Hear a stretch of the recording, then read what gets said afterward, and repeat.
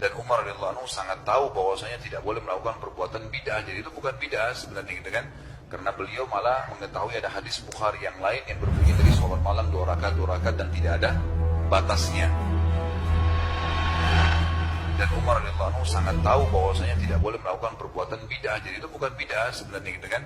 Karena beliau malah mengetahui ada hadis Bukhari yang lain. Karena beliau malah mengetahui ada hadis Bukhari yang lain. Karena beliau malah mengetahui ada hadis Bukhari yang lain yang berbunyi dari sholat malam 2 rakaat dan tidak ada batasnya. Ada orang sudah belajar di Timur Tengah, dapat gelar doktor, pulang jadi orang bodoh. Belajar di Timur Tengah. Assalamualaikum warahmatullahi wabarakatuh. Alhamdulillah kawan-kawan, kembali lagi kita di channel Mbot Official. Di video kali ini kita akan membahas mengenai definisi bid'ah. Kawan-kawan semua, pembahasan seperti ini harus sering kita ulang-ulang, harus sering kita dengarkan. Karena apa? Supaya orang-orang yang sudah paham mengenai makna bid'ah biar lebih paham lagi, dan orang-orang yang belum paham atau orang-orang yang belum 100% paham tentang bid'ah, akhirnya mereka mengetahui definisi bid'ah yang sesungguhnya. Oke kawan-kawan, tidak perlu lagi berlama di depan, langsung saja kita simak keterangan definisi bid'ah yang disampaikan oleh Buya Ar-Razi Hashim sampai akhir. Ini. Baik. Sekarang kita akan mengkaji tentang al-bid'ah dan khilafiyah.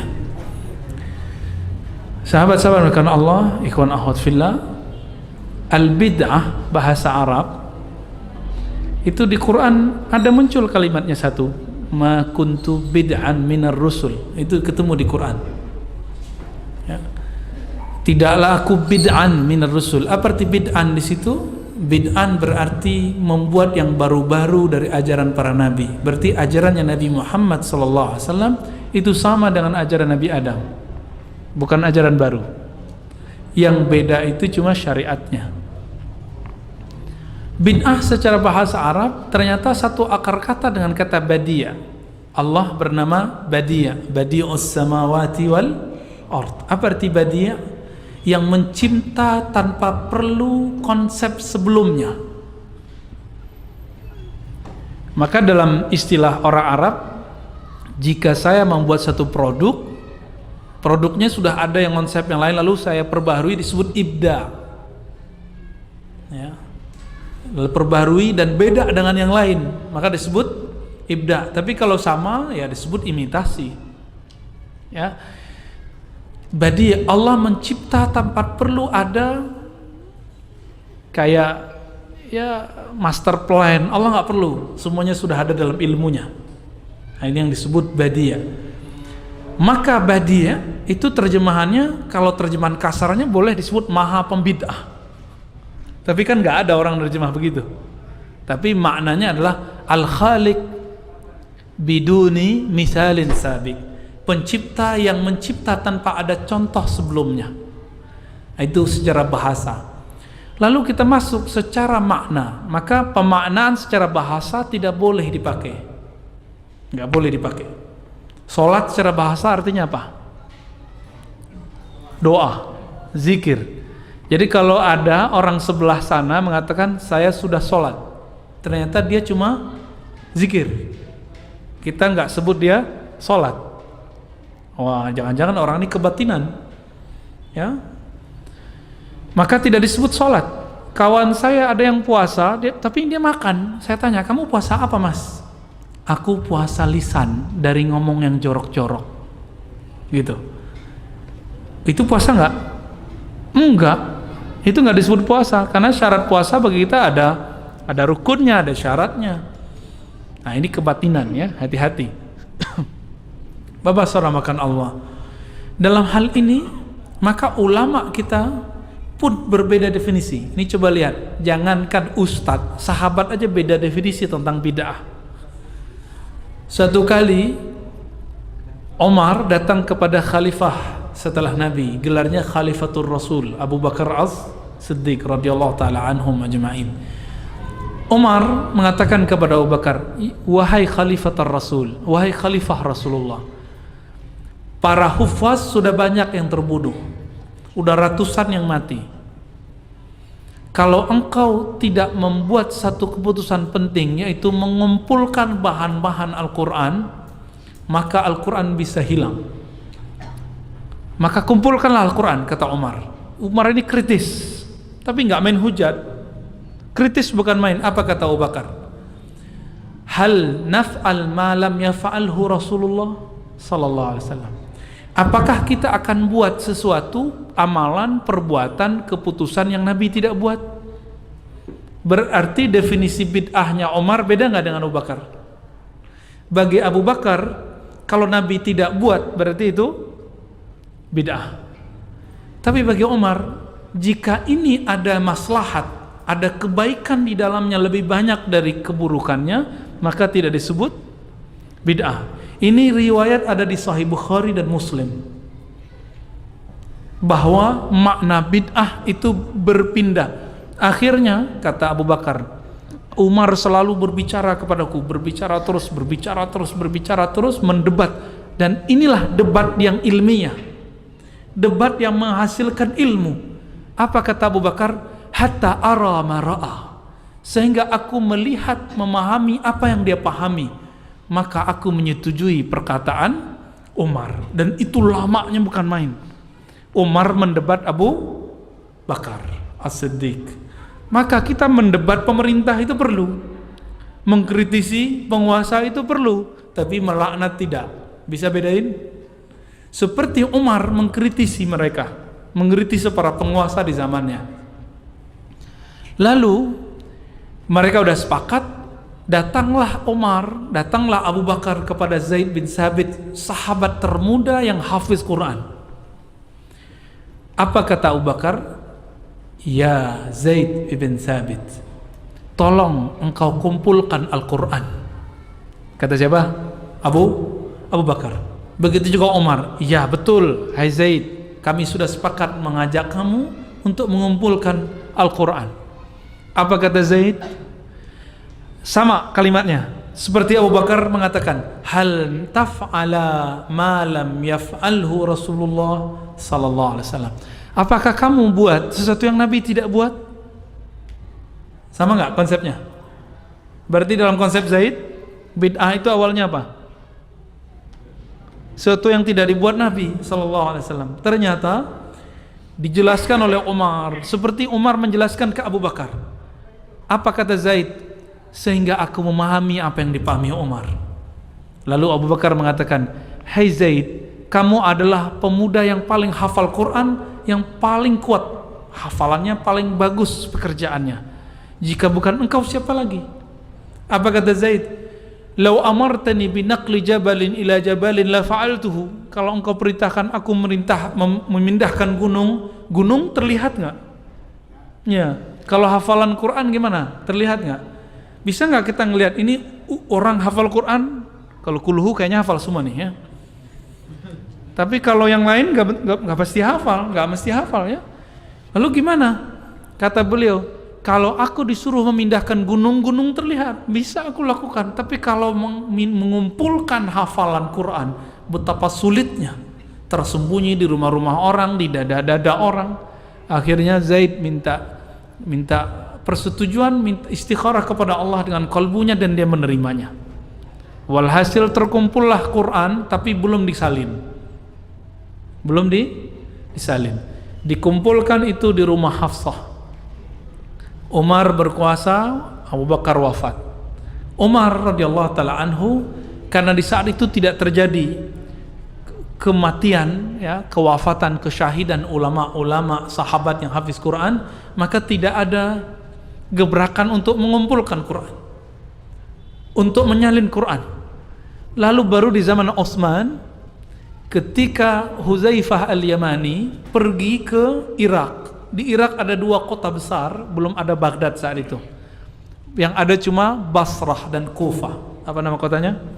Basrah dan Kufah. Di Basrah ada sahabat Nabi bernama Abu Musa al-Ash'ari. Sedangkan di Kufah ada sahabat Nabi bernama Abdullah bin Mas'ud. Masing-masing orang ini punya bacaan Quran dan punya murid ribuan orang. Suatu kali Huzaifah lagi sholat di masjid yang ada di antara Kufah dan di Basrah. Di masjid bagian ujung orang baca Qurannya beda dikit dengan orang yang di ujung sini. Huzaifah bingung, loh kok ada dua bacaan Quran? Maka ditanya, dikumpulkan dua orang itu ditanya, "Hai fulan, kamu baca Quran siapa gurumu?" Yang satu bilang, "Guru saya Abul Hasan Abu Musa al-Ash'ari." Yang satu lagi mengatakan, "Guruku Abdullah bin Mas'ud." Maka sahabat Nabi Huzaifah ini mendatangi Abu Musa al-Ash'ari dan Ibnu Mas'ud dan mengatakan, "Perkara kalian ini akan saya bawa ke pusat, ke Madinah." Dibawa ke pusat. Sampai di Madinah, apa kata Huzaifah? Oh, ini bisa kacau. Kalau kita meninggal, Huzaifah meninggal, Utsman meninggal, Ibnu Mas'ud meninggal, Abu Musa al-Ash'ari meninggal, apa yang terjadi? Quran bisa berantakan. Maka Huzaifah mengusulkan, ayo buat Quran standar. Dikumpulkan Quran standar, dikumpulkan. Dibuatlah tim yang dulu mengumpulkan Quran siapa? Zaid. Maka disalinlah Quran sebanyak 6 eksemplar, dikirim kemana-mana, dan salah satunya sekarang tersimpan di Uzbekistan, di kota Tashkent. Alhamdulillah saya pernah ke sana, dan saya melihat sendiri Quran itu beberapa abad sebelumnya, di masa Timur Leng, itu dikopi jadi 5, disalin. Dulu kan belum ada mesin fotokopi, disalin jadi 5 eksemplar, dan itu ada tersimpan di Uzbek, kampungnya Imam Bukhari dan imam-imam yang lain ya, Imam Darimi ya, dan imam-imam yang lain, Imam Qaffal.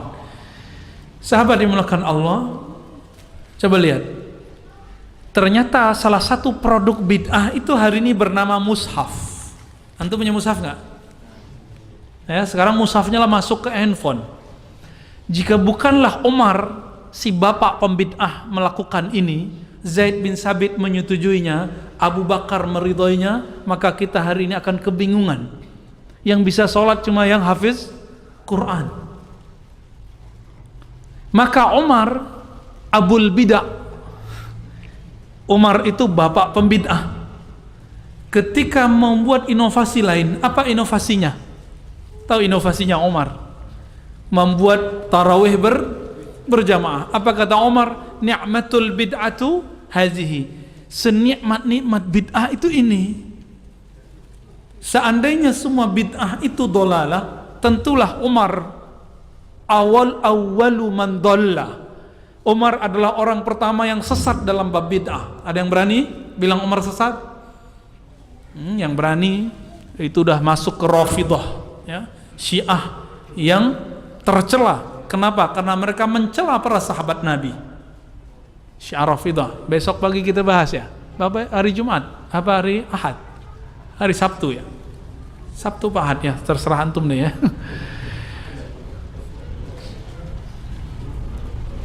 Bapaknya Umar, anaknya namanya Abdullah bin Umar. Abdullah bin Umar itu melazimkan sholat duha. Ditegur oleh sahabat lain, ditegur oleh orang-orang lain. Apa kata mereka? Apakah Rasulullah melakukan seperti kamu lakukan? Sholat duha tiap hari? Ini pada sholat duha tiap hari nggak? Insya Allah. Wah, jawabnya nggak pasti berarti ya. Lalu apa jawaban Abdullah bin Umar? Ni'matil bid'atu hazihi. Diulang kata abahnya, kata bapaknya. Sebagus-bagus bid'ah itu mengistiqomahkan, melazimkan sholat duha tiap kali pagi. Padahal Nabi jarang sholat duha. Nabi kalau sholat duha tiap hari dikira nanti ada lagi sholat yang ke-6 ya, jadi bingung lagi. Bapak saudara makan Allah. Dan semua riwayat ini sahih. Nggak ada yang berani mengatakan ini dhaif. Yang paling bilang dhaif itu dipecat dari kalangan ahli hadis ya. Ahli hadas jadinya.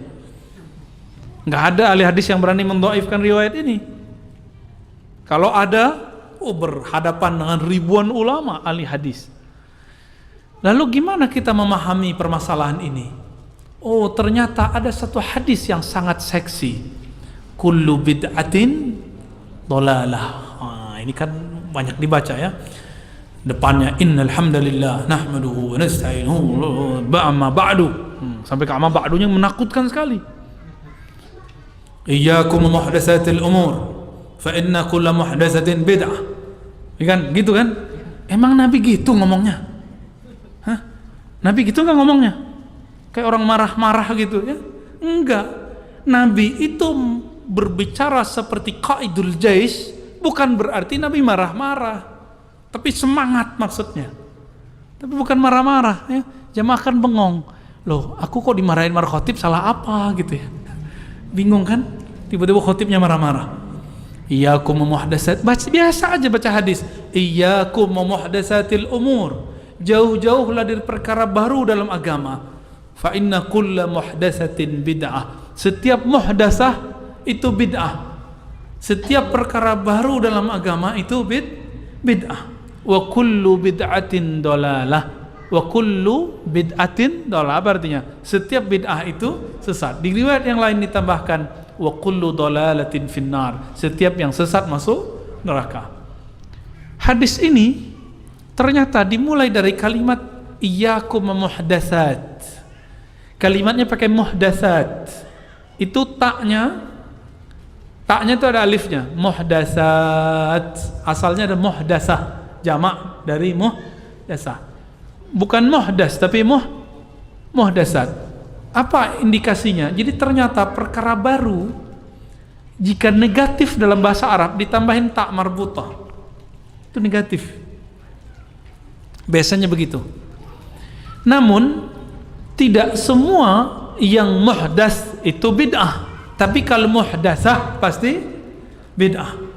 Di sini masjid azannya berapa kali? Azan Jumatnya. Nah, ini beliau nih yang azan ya. Mukanya muka guru saya nih. Guru saya namanya Syekh Darwis ya. Mukanya kayak beliau nih ya. Orang Mesir kayaknya keturunan ya. Azan 2 kali. Nabi pernah lakukan nggak? Nabi pernahkah itu dilakukan di zaman Nabi Sallallahu Alaihi Wasallam? Pernah nggak? Ayo jawab. Pernah atau tidak? Tidak. Oke, sepakat sudah? Tahu dari mana ayo? Ya, kata Ustaz, ya kan? Taunya dari Sahih Bukhari. Di Sahih Bukhari bab mengenai azan disebutkan azan Jumat. Bahwa di masa Rasulullah azan cuma sekali.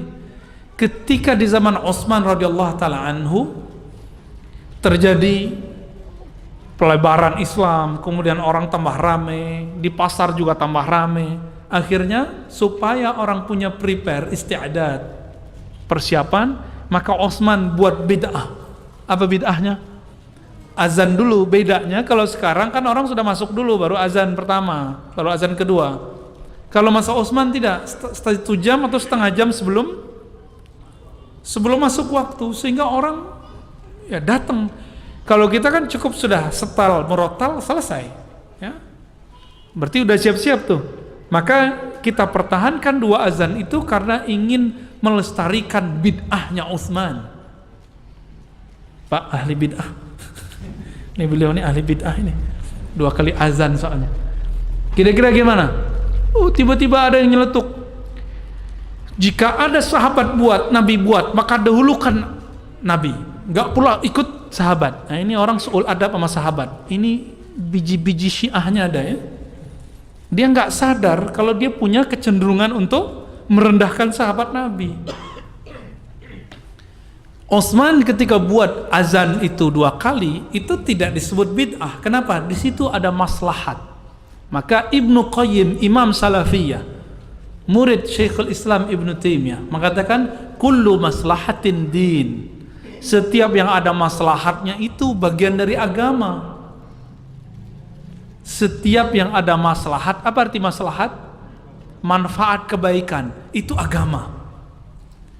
Jadi jika kita lihat maslahatnya lebih banyak, itu masuk agama. Meskipun tidak ada di zaman Nabi Sallallahu Alaihi Wasallam.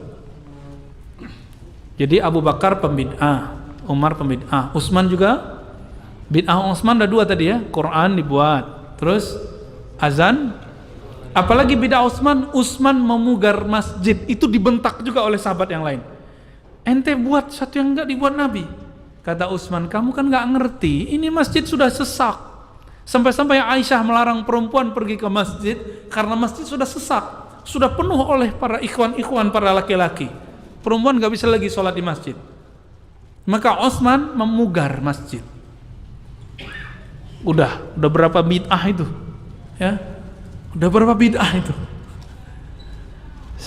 Yang paling banyak buat bid'ah itu Utsman dan Umar. Ini dua sahabat Nabi yang banyak buat hal-hal yang baru.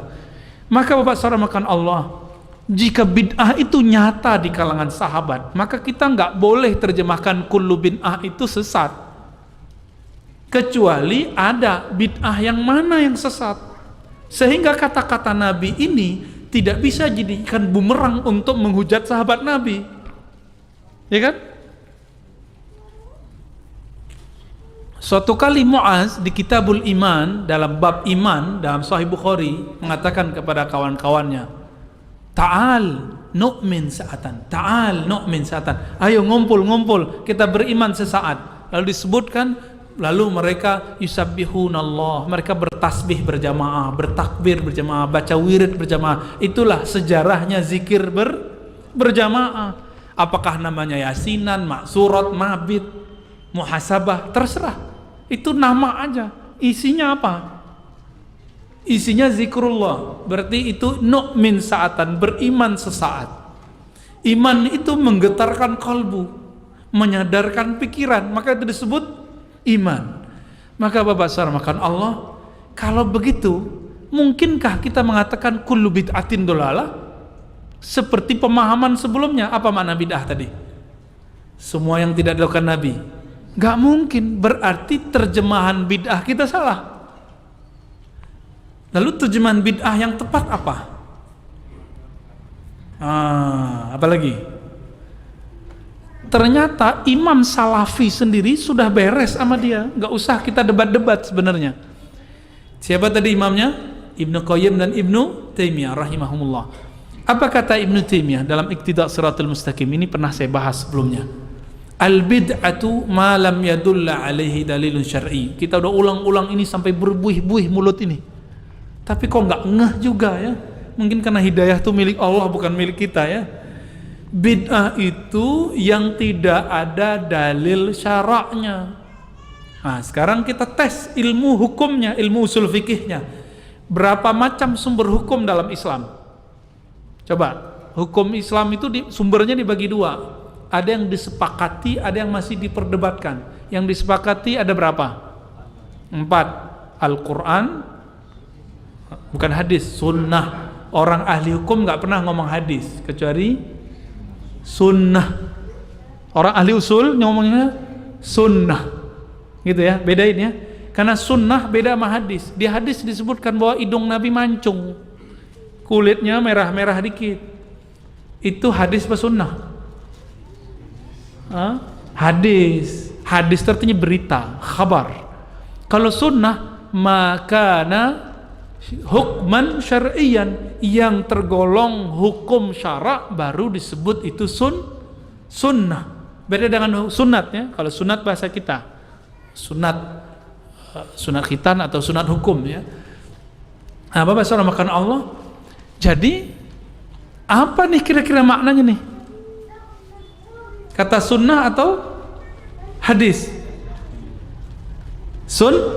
Coba sunnah bedanya hadis apa? Sunnah itu yang ada bobot hukum syaraknya. Kalau tidak ada bobot hukum syaraknya tidak disebut sunnah, cukup disebut hadis.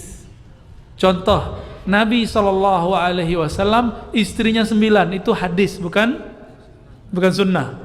Jangan coba-coba diamalin nih ya. Disembelih nanti sama beliau-beliau ini ya. Apalagi Nabi SAW wajib sholat malam. Itu apa?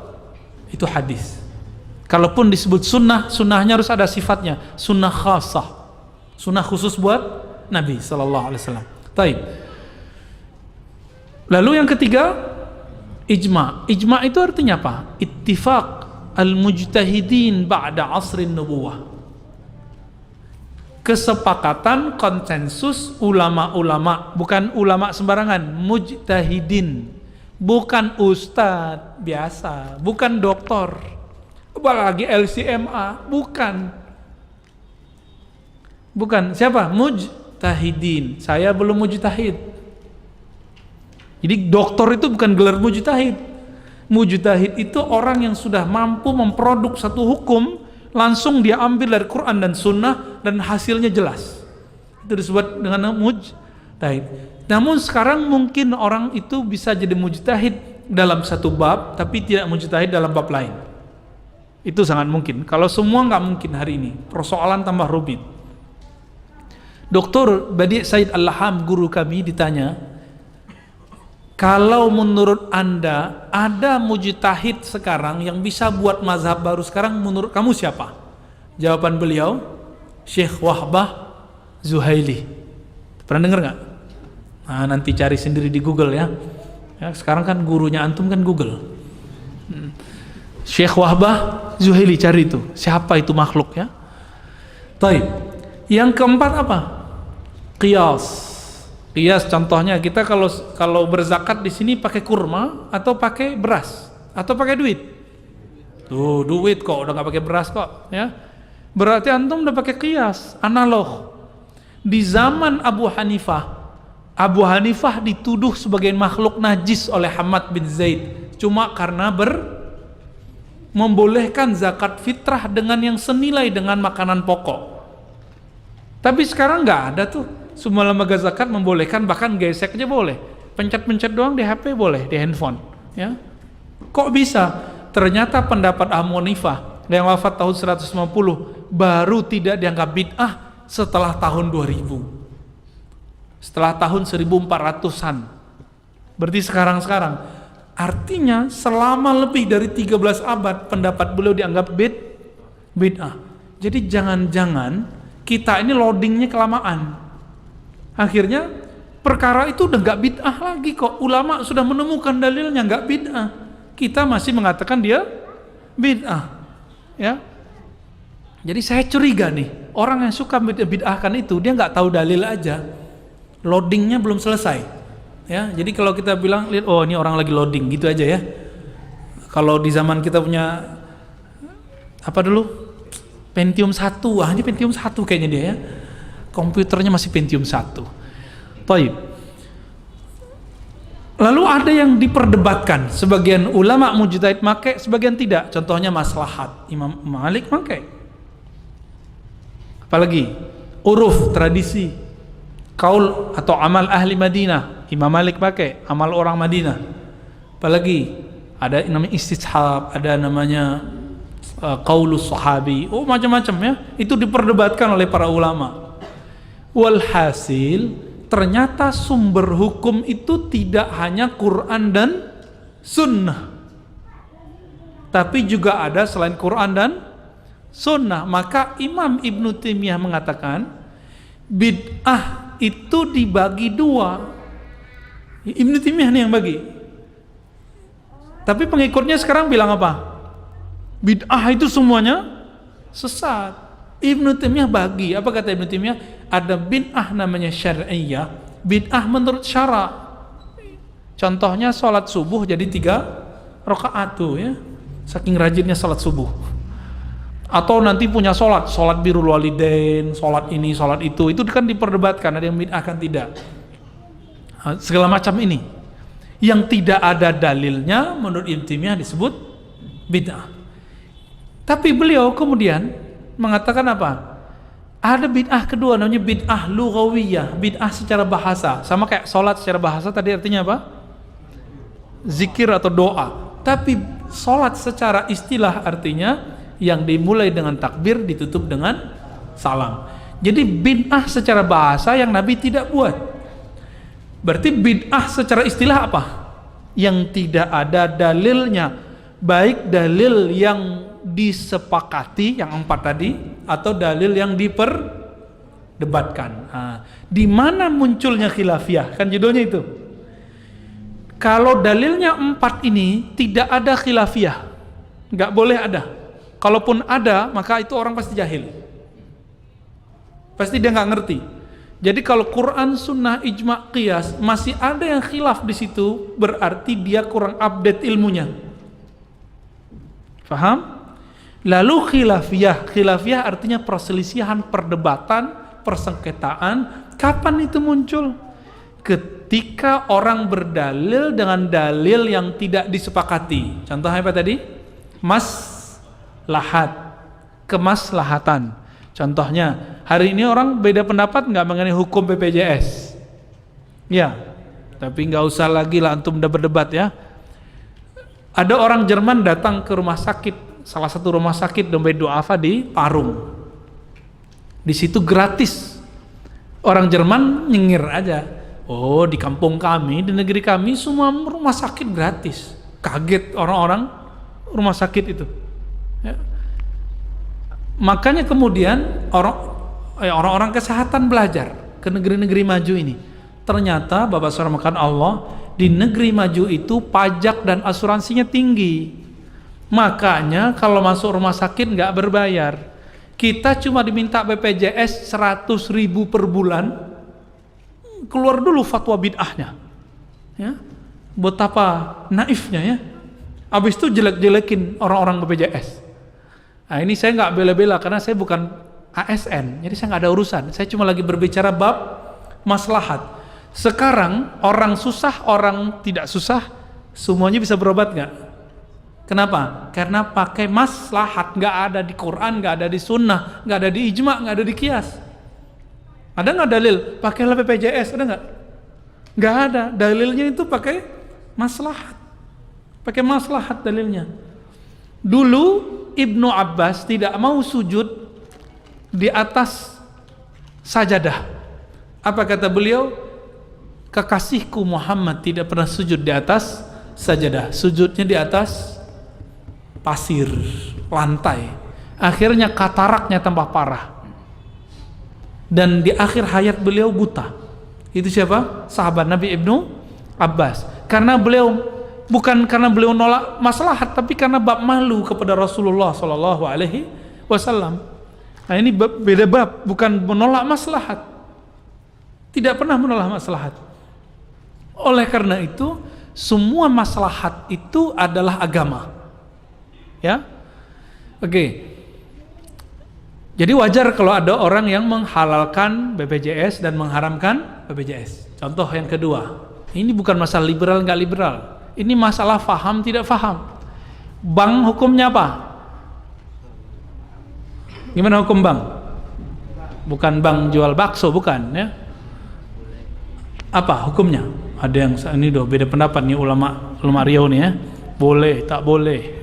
Ada yang diem, ada yang tawakuf. Apa hukumnya bang? Kayaknya kalau dicek satu-satu nih dompetnya ada ATM nih, pada takut ya.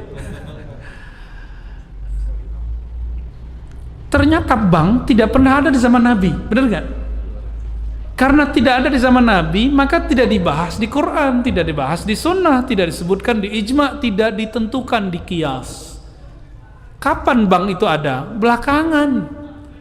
Setelah terjadi revolusi industri, itu orang-orang Jerman, bukan orang Prancis, kemudian buat bank. Apakah itu Yahudi, tidak Yahudi, itu sejarahnya berbagai macam versi. Terlepas dari itu semua, bank yang begitu rumit itu diislamkan oleh orang-orang Islam. Jadilah namanya bank syariah.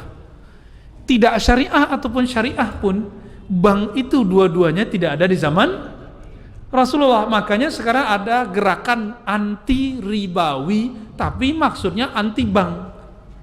Kalau riba ada nggak di Quran? Ada, jelas.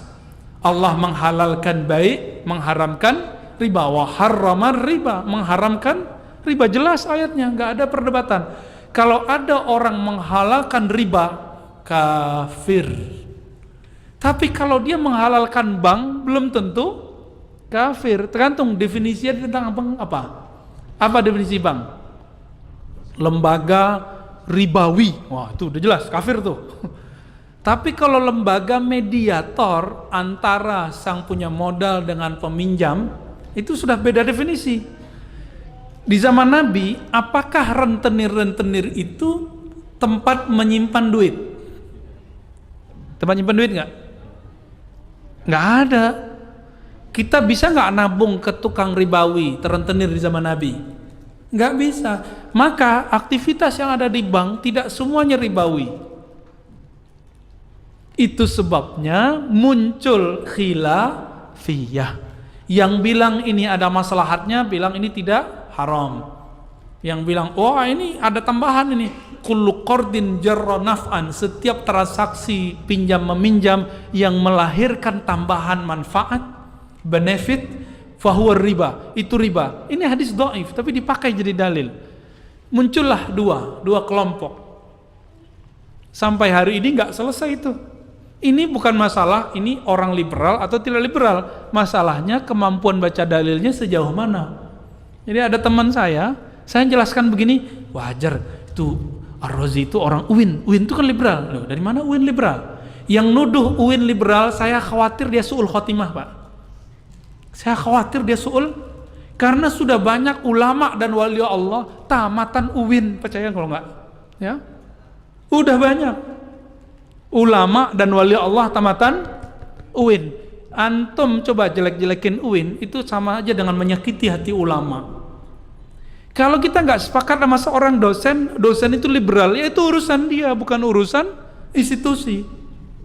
Syukurnya saya tahun ini sudah pindah tugas dari UIN ke kampus Al-Quran, Institut Ilmu Al-Quran. Jadi antum tuduh pun saya nggak marah. Ya, cuma saya kan tamatan situ. Ini nggak ada kaitannya sama antara bid'ah dan liberal dengan tidak liberal. Ini masalahnya kamu paham atau tidak gitu. Nah itu masalahnya ya. Taib. Jadi kapan mulai muncul khilafiyah? Ketika orang berdalil dengan sesuatu yang diperdebatkan. Tadi apa aja yang diperdebatkan? Maslahat, uruf contoh. Orang Melayu kalau terjadi ada orang wafat, nah ini wafat nih.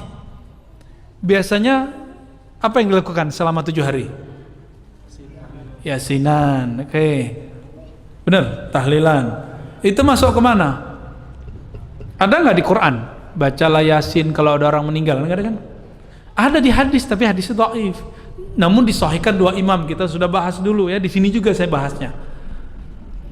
Terlepas dari itu semua, ada tradisi baca Yasin selama sekian hari. Itu masuk kemana? Dia masuk ke amal para ulama, sahabat dan tabi'in, lalu ditambah dengan uruf. Ada sahabat Nabi bernama Ghudaif, dia mengatakan, hal minkum man qara'a Yasin, dia lagi sakaratul maut, bacakanlah surat Yasin kepadaku. Lalu dibacakan dan dia wafat ketika dibaca ayat-ayat tertentu tanpa ada keluhan. Maka Imam Ahmad menyebutkan ketika dibacakan Yasin kepada orang mati khufifa'an. Nah, kita sudah sebutkan ini di beberapa tempat. Lalu dibuatlah tradisi baca Yasin 7 hari. Mengambil hadis Imam Ahmad tadi, Imam Abu Dawud, imam-imam yang lain, ditradisikan, disebutlah dia uruf atau tradisi. Tradisi itu dia ada kaedahnya. Kalau melanggar sunnah, melanggar Quran, maka disebut tradisi fasid, urfun fasidun, uruf yang rusak. Jika dia sesuai dengan sunnah, sesuai dengan Quran, tidak disebut dengan fasid. Dan Imam Syafi'i mengatakan, sesuatu yang tidak melanggar Quran dan sunnah, falaisa bibid'atin, tidak disebut bid'ah. Jadi sebenarnya ini enggak bid'ah hasanah, ini enggak bid'ah, ini sunnah sebenarnya. Ya. Tapi kita kan tidak mau membuka hati, membuka pikiran dan ngotot untuk mengatakan Nabi enggak pernah lakukan, Nabi enggak pernah lakukan. Nabi nggak lakukan, tapi sahabat lakukan. Kita lakukan nggak? Kan Anda punya kaidah, kita ngomong sama mereka. Ya. Apa kaidahnya? Lau kana khairan lasabaquna. Kalau itu baik, tentulah mereka lebih dahulu. Ini ada sahabat yang mengamalkannya. Katanya kalau ada sahabat tabi'in yang mengamalkan, kita amalkan. Kita pulangkan. Jadi ternyata kaidah-kaidah yang dibuat-buat pun itu jadi dalil buat kita, bukan dalil buat mereka. Bapak saudara Allah ikhwan akhwat fillah. Berdasarkan ini, maka semua yang khilafiyah itu tidak boleh disebut bid'ah secara mutlak. Kenapa? Dia masih ada dalilnya. Ibnu Taimiyah sendiri mengatakan apa dalam Iqtida? bid'ah ini disebut oleh orang yang di luar sana dengan bid'ah hasanah, sedangkan istilah beliau bid'ah lughawiyah, bid'ah secara bahasa.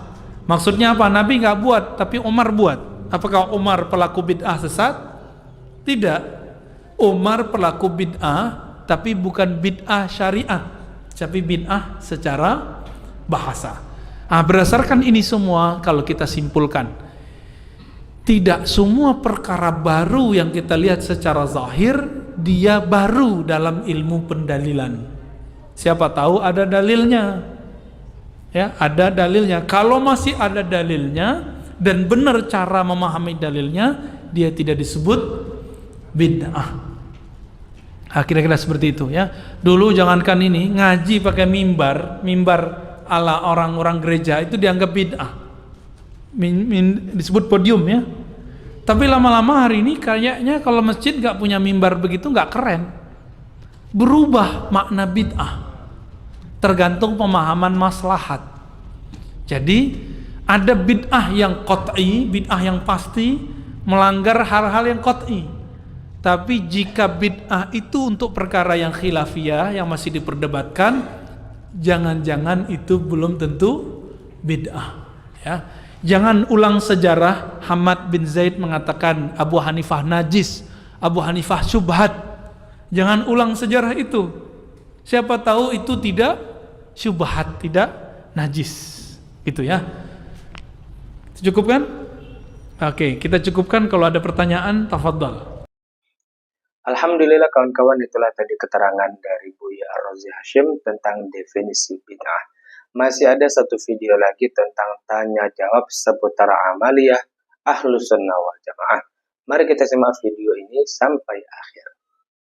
Di hadisnya cuma dikatakan Nabi SAW yastaghfiru salasan. Nabi istighfar salasan. Salasan berapa? 3 kali. Lalu Sufyan bin Uyainah, bukan sahabat Nabi, bukan tabi'in, tapi tabi'in. Sufyan bin Uyainah mengatakan ketika ditanya, "Kaifa istighfaruhu?" Bagaimana cara Nabi membaca istighfarnya? Lalu dicontohkan oleh beliau dengan cara yang paling ringkas. Ayyakula astaghfirullah, astaghfirullah, astaghfirullah. Itu contoh dari Imam Sufyan bin Uyainah, gurunya Imam Humaidi, dan orang yang semasa juga dengan Syafi'i, juga Imam Syafi'i berguru ke beliau. Ini perkataan Imam Sufyan bukan membatasi kalau baca azim bid'ah, bukan begitu. Kenapa? Karena di riwayat Imam Tirmizi ketemu riwayat Nabi mengatakan astaghfirullahal azim. Berarti yang mengatakan tambahan azim bid'ah itu gak pantas disebut Ustadz Sunnah. Kenapa? Sunan Tirmizi aja dia belum beres baca. Kitab hadis nomor 4 aja belum baca. Gimana disebut Ustadz Sunnah? Kalau Ustadz Sunnah minimal 6 kitab hadis itu beres. Udah di hatinya gitu. Udah di kepalanya. Walaupun gak hafal matannya, tapi tahu nih tempat-tempatnya di mana. Baca Sunan Tirmizi, ketemu Imam Tirmizi menyebutkan bahwa Nabi berdoa, beristighfar astaghfirullahal azim. Di riwayat lain ada tambahan, ya. Kemudian ada sayyidul istighfar, ada juga lafaznya beda, rabbighfirli wa atubu ilaih, ada macam-macam diqqahu wa jillu, tambah-tambahannya banyak. Maka ulama kita memahami Nabi itu memberi contoh lebih dari 5 riwayat. Berarti boleh membaca istighfar dengan tambahan-tambahan selama tambahan itu tidak berlebihan. Oleh karena itu muncullah istighfar imam ini, istighfar imam itu nggak apa-apa, boleh, dan itu sunnah. Kenapa? Yang inti adalah istaghfiru rabbakum fa innahu kana ghaffara. Udah selesai, minta ampunlah kepada Rabbmu. Ada orang baca doa astaghfirullahal ghaffar karena mengamalkan innahu kana ghaffara. Karena Nabi pernah ditanya oleh Aisyah, ya, bukan Aisyah juga, Aisyah yang ditanya. Nabi itu setiap sholat ruku sujud, pas sujud itu kan baca subhana rabbiyal azim, tapi juga membaca subhanakallahumma wa bihamdika La ilaha illa anta Allahumma ighfir firli. Di riwayat lain enggak pakai la ilaha illa anta. Kata Aisyah, Nabi mentakwil yu'awwilu surat apa? Ayo, idza jaa nasrullahi wal fath. Surat apa? An-Nasr. Wa ra'aitan nasa yadkhuluna fi dinillah. Terus maka bertasbihlah, terus beristighfarlah. Lalu Nabi takwil. Berarti kita boleh ngambil satu ayat lalu kita maknai, kita tafsirkan, lalu kita baca. Nah, jadi ketika ada ayat innahu kana ghaffara, saya mengatakan astaghfirullahal ghaffar. Ada ayat ghafurur rahim, astaghfirullahal ghafurur rahim. Boleh semuanya itu, enggak dibatasi. Jadi Imam Sufyan bin Uyainah bukan sedang membatasi, dia lagi nyontohin. Sama kawan diartikan itu membatasi, nambahin azim aja bid'ah, jadi buku. Allahu Akbar ya. Betapa ketidakmengertiannya itu dijadikan ilmu. Nggak ngerti kok dianggap ilmu. Sejak kapan kita nggak ngerti itu dianggap sebuah pengetahuan? Nah, inilah anehnya Pak. Jadi Bapak boleh baca dengan lafaz manapun ya. Mana dulu nih? Depan dulu ya. Oke. Assalamualaikum warahmatullahi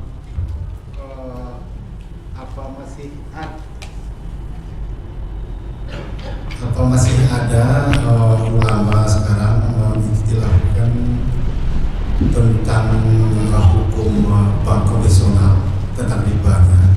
Kalau seandainya bagaimana pandangan saya? Satu lagi, bolehkah kita mengambil ilmu dari media, contohnya YouTube atau Facebook? Kalau seandainya boleh, apa kriterianya? Barokahnya. Ya. Sudi kiranya saya mengijazahkan kepada kami, mungkin kami mengutip sebahagian daripada tausiah-tausiah saya yang ada di YouTube, di Facebook dan sosial media lainnya. Kami berkenan kiranya saya mengijazahkan. Walaupun kami tidak langsung, jarang langsung seperti ini gitu. Baik. Assalamualaikum warahmatullahi wabarakatuh. Apakah ada ulama yang masih memperdebatkan hukum bank? Mau denger nggak nih? Ya, ini pahit ini ya. Ini berat tapi saya wajib menyampaikannya. Ada yang lulusan Al-Azhar nggak? Ada yang pernah ke Mesir nggak? Di Mesir ada Darul Ifta. Darul Ifta itu lebih kuat daripada MUI karena MUI cuma kumpulan ormas, fatwanya hanya bersifat himbauan. Tapi Darul Ifta itu langsung diakui oleh negara. Itu di Mesir. Ya, fatwanya itu langsung diakui oleh negara. Ulama Mesir tahun 82-83 mengeluarkan fatwa bank itu apapun namanya haram. Alasannya apa? Karena bertambah.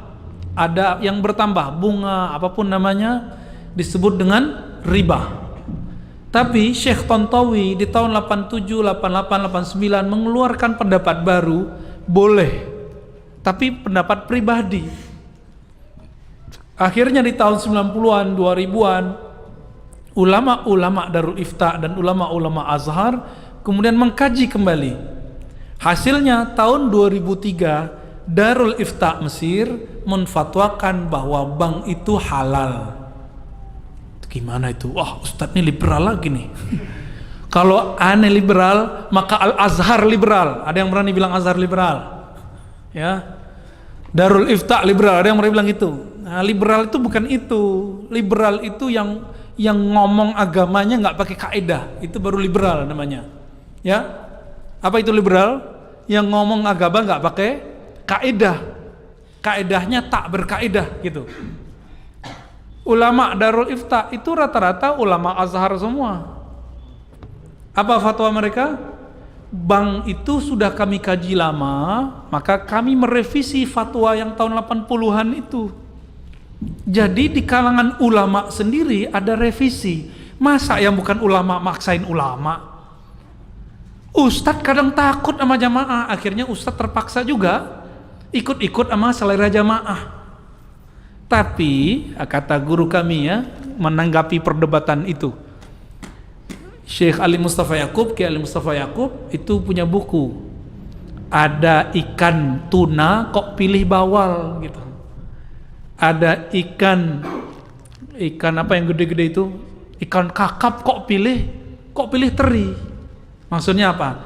Udah ada bank syariah kok masih terjebak bank konvensional, meskipun ada ulama yang membolehkan bank konvensional. Jadi gimana sikap kita terhadap persoalan bank? Karena ulamanya beda pendapat, maka antum harus siap-siap beda pendapat dan beda pendapatan. Ya. Lalu ada persoalan di sini ya. Saya melihat, memandang, meneliti, mengobservasi orang-orang yang mengharamkan bank, gerakan anti riba ini nggak kafah juga. Dia gerakan anti ATM, kredit, debit, bahkan anti bank syariah. Namun masih pakai fulus rupiah. Kalau berangkat haji pakai real dan dolar. Saya mau tanya, yang mengeluarkan nilai, bukan nyetak. Kalau nyetak ada pencetaknya ya. Yang mengeluarkan nilai angka rupiah itu bank atau emas? Terjebak nih, lagi serius dibuat begitu jadi keblinger ya, keblank ya. Yang buat itu bank atau bukan? Bank apa yang mengeluarkan nilainya? BI. Antum itu mengharamkan bank tapi pakai produknya, tuh tanda nggak paham hukum fikih dan qawaid fikih. Dalam kaidah fikih ada sebuah kaidah at-tabi'u tabi'un. Kalau kamu mengharamkan A, maka apapun yang dihasilkan dari A haram. Kalau kita haramkan bank, maka antum haram menggunakan ATM, haram menggunakan fulus kertas atau fulus koin ataupun elektronik, haram semua. Maka beragama jangan picik. Oh, kita kembali ke dinar dan dirham. Allahu Akbar. Dinar itu diadopsi Rasulullah dari Romawi. Ya kan? Nabi aja bisa ngadopsi, masa ente nggak ngadopsi? Ini mau kembali ke zaman barter kali ya? Mau zaman barter? Nauzubillah min dzalik. Yang dianggap ilmu ternyata ketidakmengertiannya. Tidak mengerti itu kalau bahasa kasarnya apa? Jahilun. Tapi kita nggak pakai ya, walaupun sebenarnya begitu.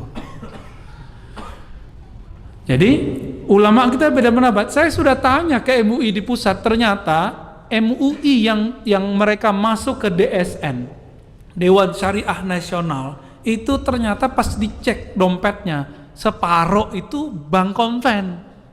Tapi dia duduk di Dewan Syariah Nasional yang membawahi bank-bank syariah. Kan aneh. Iya, ternyata ulama-ulama yang yang menganjurkan bank konvensional sendiri juga belum tentu mengharamkan bank ulama yang menganjurkan bank syariah belum tentu juga menganjurkan bank. Nah, begitulah ya. Dia belum move on 100% gitu. Seandainya Indonesia ulamanya serius, ayo kita bareng-bareng tinggalkan bank syariah, bank konvensional. Hancur juga tuh. BUMN itu membawahi beberapa bank. Kalau kita tutup bank, bisa hancur negara ini. Maka bank itu salah satu nafasnya negeri ini. Antum percaya atau tidak? Buat jalan itu kalau gak ada bank gak jadi. Ya, bangun kampus-kampus Islam, kampus-kampus negeri yang Islam, pesantren-pesantren, semuanya itu yang Islami. Tanpa bantuan lewat bank gak jadi. Kalau lewat bank ketahuan mana yang gratifikasi, ketahuan nggak? Ketahuan Pak. Tapi kalau pakai kardus, pakai kotak, pakai plastik nggak ketahuan. Hati-hati di sini. Oleh karena itu, saya mengajak, ayo ulama kita sudah buat bank syariah, ya. Namun jika memang belum bisa meninggalkan bank konvensional, ambil seperlunya, tapi bangun semangat untuk membesarkan bank.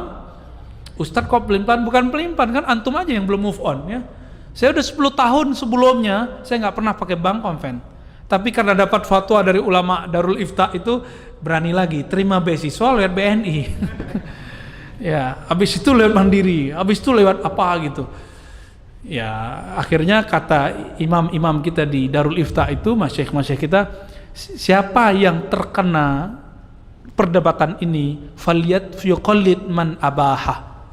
Kalau kamu terjebak dalam satu ini, maka ikutilah ulama yang membolehkannya, biar hatinya tenang. Ini masuk ke khilafiyah. Kenapa dia khilafiyah?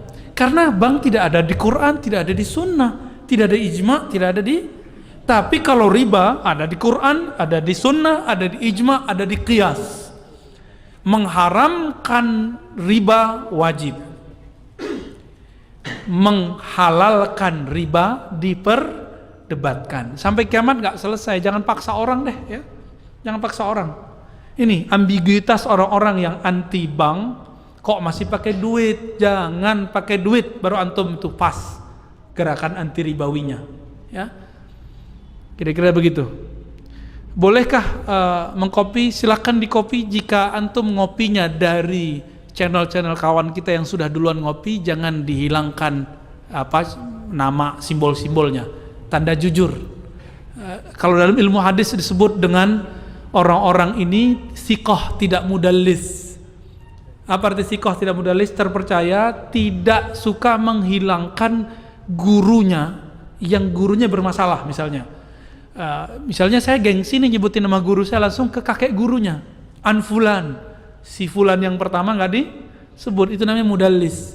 Imam Syu'bah mengatakan at-tadlis nisful kizib, akhul kizib ya, dalam kitab Imam Al-Khatib Al-Baghdadi disebutkan orang yang suka menghapus jejak-jejak itu, misalnya dia tidak nyebut nama gurunya atau menghilangkan simbolnya, channel-channelnya, itu disebut mudallis. Jadi jangan jadi orang yang mudallis, karena itu separuh dajjal ya, separuh bohong. Jadi silakan Pak, tapi munculkan itu. Kalau perlu buat thanks to channel siapa gitu ya, itu perlu.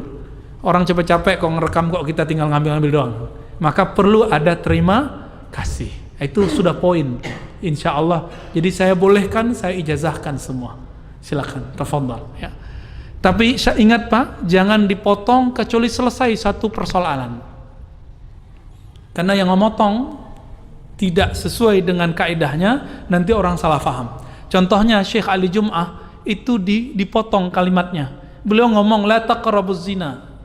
Kan ayat Quran, jangan deketin zina. Apa kata beliau? Allah tidak mengatakan jangan berzina, tapi katakan jangan dekati zina. Dipotong di situ. Ali Jum'ah menghalalkan zina, tapi melarang mendekati zina. Hancur nggak tuh? Hancur Pak. Semua orang langit dunia, langit akhirat tahu semua lah ya. Emang ada langit akhirat ya? Bahwa itu bohong ya. Dan ini zaman hoax, zaman motong-motong video. Saya mengajak orang-orang yang motong-motong tidak pada tempatnya agar tobat dan mengatakan, saya mohon maaf saya sudah motong-motong gitu ya. Kalau enggak dunia akhirat antum kena. Ada jejak digital itu sampai akhir zaman nanti akan bisa dicek. Hati-hati. Ini zaman sudah mau akhir nih Pak. Sampai akhir zaman bisa dicek jejak digital itu ya. Semoga Allah tutup aib kita semua, amin ya rabbal alamin. Samping dulu deh ya. Silakan Pak. Ini masalah peringatan Nabi, ada sebagian mata kita. Oke. Gimana menurut Ustaz? Nah, ini beliau muazzin kita nanya nih ya tentang Maulid Nabi. Besok kita buat daurah ya, benar. Daurah khusus kitab Imam Al-Hafiz, Imam ahli hadis, Imam ahli sunnah, Imam sunnah beneran yang menulis tentang hukum Maulid. Besok di mana? Masjid An-Nur. Silakan daftar ke mereka-mereka yang BBR itu ya. Kawan-kawan kita itu, daftar ke mereka. Ya, kasih tahu mereka. Kalau enggak datang aja besok. Kita akan bahas tuntas, insya Allah hukumnya gimana, ya Pak ya. Kita tunggu Pak besok. Oke, ya belakang dulu Pak ya. Terima kasih Ustaz. Yap. Masalah bid'ah tadi yang kecil sudah selesai. Iya. Satu sebelum selesai. Oke. Masalah ada zuhur ini. Tadi ada sebagian orang di kampung saya yang di Aceh Pak, setelah sholat Jumat dia ada berapa orang, 10 orang berdiri untuk Sholat zuhur. Oke. Ketika hari Jumat 6 waktu. Oke. Ya kan? Boleh nggak? Waktu dia niat wajib. Berarti kan itu haram tuh.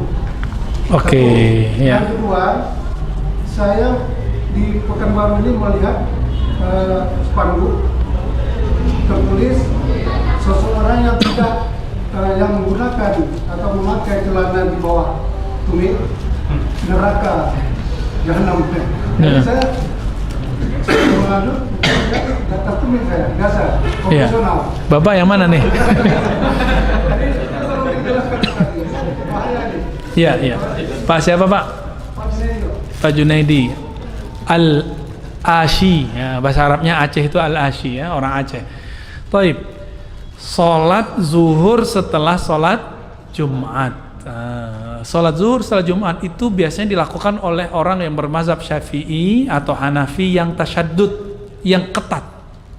Kenapa? Dia khawatir di mazhab Syafi'i kalau tidak mukim dan tidak safar, lalu jumlahnya yang mukim mesti 40, maka sholat Jumatnya mesti dilengkapi dengan sholat zuhur. Itu ada di kitab fikih semua. Barangkali karena orang Aceh itu di daerah-daerah sangat kuat syafi'iyahnya, mereka hati-hati lalu melakukan itu. Tapi banyak juga daerah yang nggak begitu. Tengku-tengku itu banyak juga yang moderat, ya. Apakah itu boleh? Itu boleh. Tidak disebut menambahkan sholat jadi 6 waktu, enggak. Atau dia merasa dirinya perantau, dia merasa dirinya safar, maka dia ulang sholatnya. Berarti orang safar wajib nggak dalam mazhab Syafi'i sholat Jumat?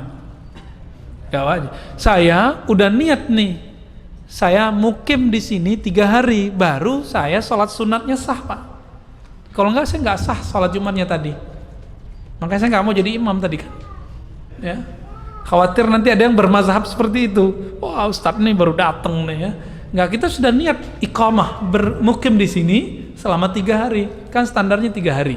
Maka dalam pemahaman kita dalam fikih Islam, sholatnya sah. Jadi ini tidak dibahas di hadis, dibahasnya cuma di fikih. Yang kedua masalah jingkrang, ya. Celana jingkrang tidak ada di zaman Nabi, yang ada cuma sarung jingkrang. Tuh, antum yang jingkrang-jingkrang tuh, ya. Nabi mengatakan man jarra izarahu atau saubahu. Siapa yang mengulurkan, jarra artinya mengulurkan izarnya. Apa arti izar? Izar artinya sarung. Izar artinya saub. Saub itu kain. Kain itu artinya sarung juga. Makanya ulama sepakat, kecuali Ibnu Qayyim, bahwa Nabi tidak pernah pakai celana. Nabi selalu pakai sarung tuh. Semoga tersinggung. Rasain kata samping, ya. Mentang-mentang pakai apa nih? Oh, celana juga. Jadi ternyata Nabi nggak pernah pakai sarung. Namun ini kaedahnya ada. Nabi itu memakai pakaian kaumnya.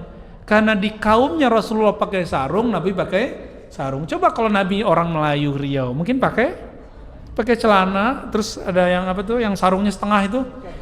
Wah, itu di atas lutut malah Pak. Bukan di bawah lutut, ya, di atas lutut malah. Gimana hadisnya? Di hadisnya memang ada di riwayat Nasai, ya, orang yang matahtal ka'bain finnar, yang di bawah mata kaki di neraka. Maka Syekh bin Baz mengatakan, kamu walaupun gak sombong, kalau di bawah mata kaki neraka. Tapi pendapat itu dibantah oleh ulama Yaman, ulama Azhar, ulama Suriah. Guru-guru kita rata-rata ya jingkrang, ada yang jingkrang, ada yang tidak. Bahkan Syekh Sudais itu coba lihat di Mekah, kurang salafi apa beliau? Ya, Syuraim dan beberapa masyayikh kadang mereka lebih manjang, kadang enggak. Jadi apa arti kelarangan untuk berpakaian yang jingkrang itu? Ternyata Nabi mengatakan khuyala. Saya sudah jelaskan berkali-kali, ya. Nabi SAW dalam Kitabul Libas, bab pakaian di Sahih Bukhari, hadis pertama Imam Bukhari meriwayatkan dari Abu Bakrah radhiyallahu taala anhu. beliau keluar dari rumahnya, yajurru saubahu, sarungnya di bawah mata kaki. Saat itu terjadi kusuf, matahari gerhana, lalu beliau langsung sholat dan sarungnya di bawah mata kaki. Diterima nggak sholatnya? Terima nggak? Serius? Kata Ustadz antum nggak diterima.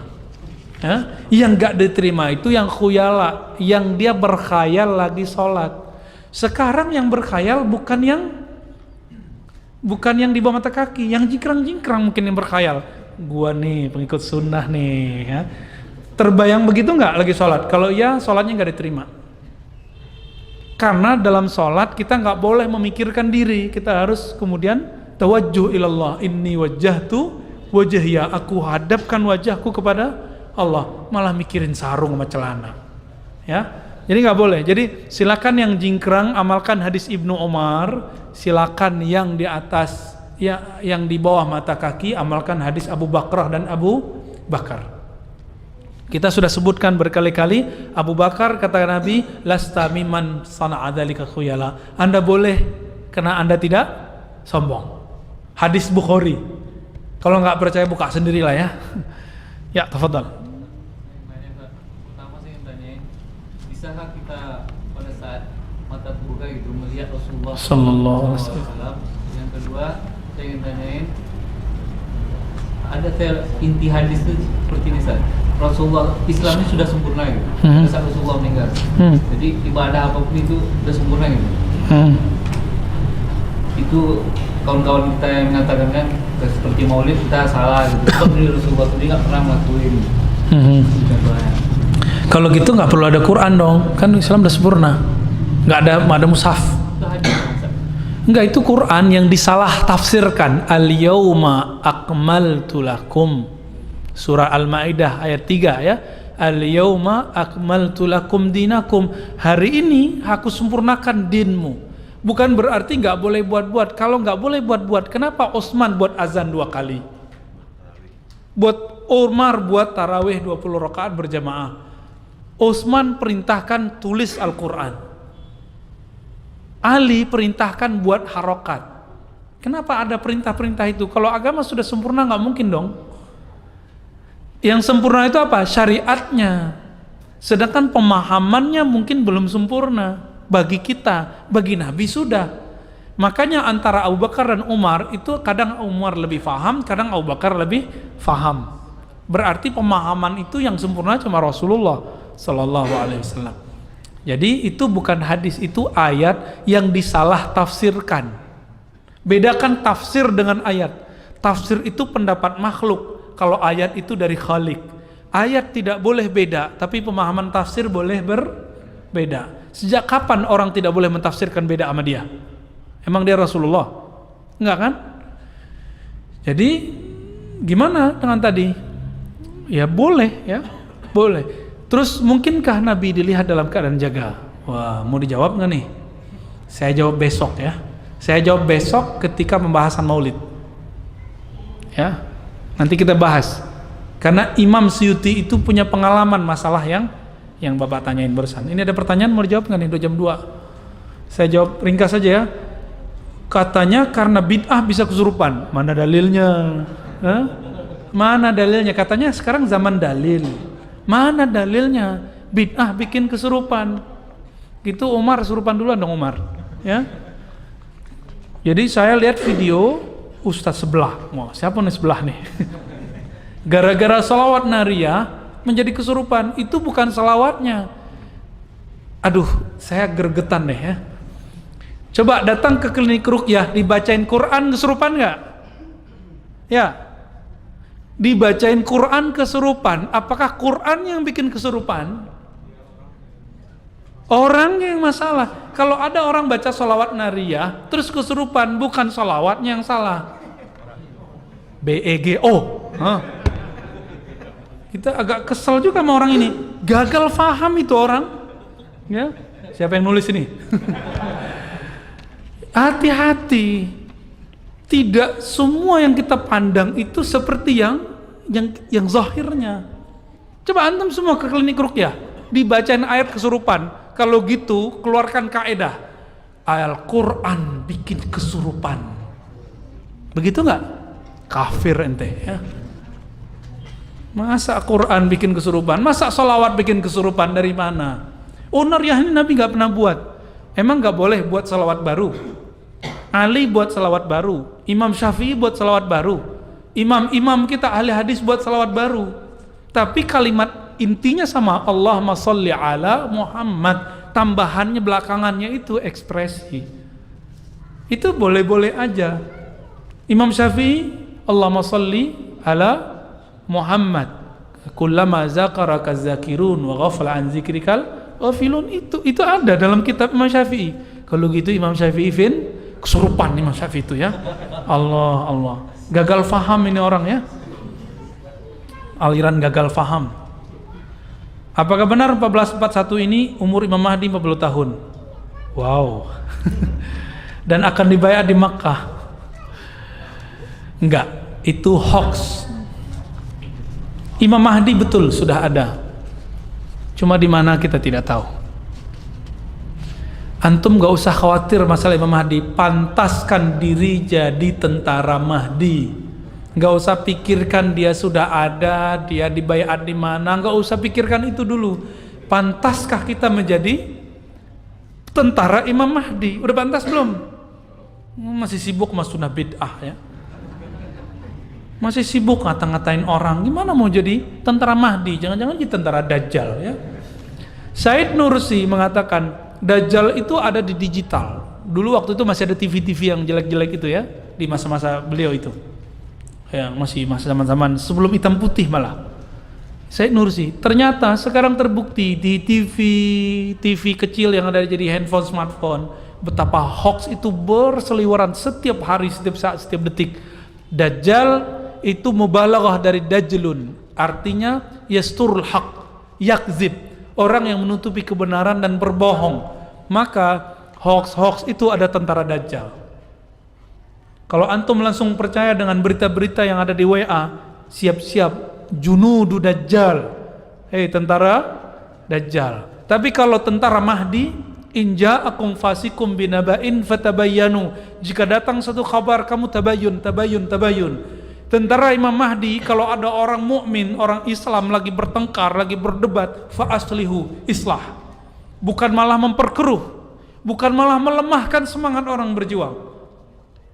Itu tentara Mahdi apa tentara Dajjal ya? Apakah dukhon? Ya, dukhon itu nanti kita bahas pengkajian khusus mengenai ciri-ciri hadis-hadis sahih mengenai ciri-ciri kiamat. Mungkin next pertemuan nanti. Karena saya dapat laporan beberapa kawan-kawan di YouTube lagi rame tentang hadis-hadis akhir zaman, tapi lebih detail nih. Ini sebagai info aja, itu bacaan saya awal-awal tahun 2000. Bacaan saya tahun 2000-an. Waktu itu saya ngomong seperti ustadz itu tuh ngomong, tapi saya nggak ngerti, ternyata kebanyakan hadisnya palsu.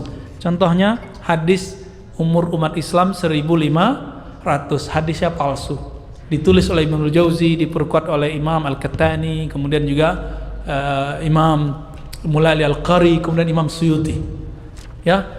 Kira-kira begitu. Sudah jam 2, saya mohon izin dulu, semoga bermanfaat. Ntar malam di mana? Oh enggak, antum nggak usah ke sana ya. Besok pagi di mana? Adur. Nanti tolong di Baitus Salam, pagi di An-Nur ya. Sampai jumpa esok pagi insyaallah. Wassallallahu ala Muhammad, subhanakallahumma wa bihamdika asyhadu an la ilaha illa anta astaghfiruka wa atubu ilaik. Assalamualaikum warahmatullahi wabarakatuh. Alhamdulillah kawan-kawan, itulah tadi video dari Buya Ar-Razi Hashim tentang mengenai perkara bid'ah dan tanya jawab tentang amaliyah Ahlus Sunnah wal Jamaah. Terima kasih bagi kawan-kawan yang sudah menonton video ini. Silahkan share, semoga video ini bermanfaat bagi diri kita, keluarga kita, dan umat Islam seluruh alam.